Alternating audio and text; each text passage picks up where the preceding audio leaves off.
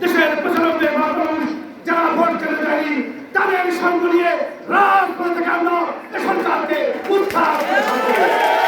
আর সেই সময় বেনজিরের মতো শেখ হাসিনা বাংলাদেশ থেকে পালিয়ে যেতে বাধ্য হবে ইনশাআল্লাহ।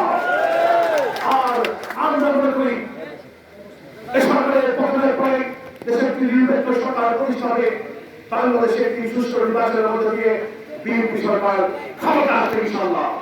আর বিএনপি ক্ষমতা আসলে আমরা বাংলাদেশ থেকে চিরতরে দুর্নীতির রাজনীতিকে অপসারণ করতে চাই। আমরা বাংলাদেশকে একটি মানবিক বাংলাদেশে পরিণত করতে চাই।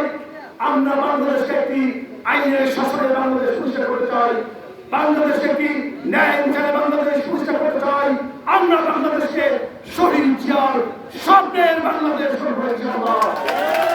সেই আশাবাদ ব্যক্ত করে সবাইকে আমি আন্দোলন সংগ্রাম শুরু করার জন্য আহ্বান জানিয়ে আমার কথা শেষ করছি। খোদা হাফেজ।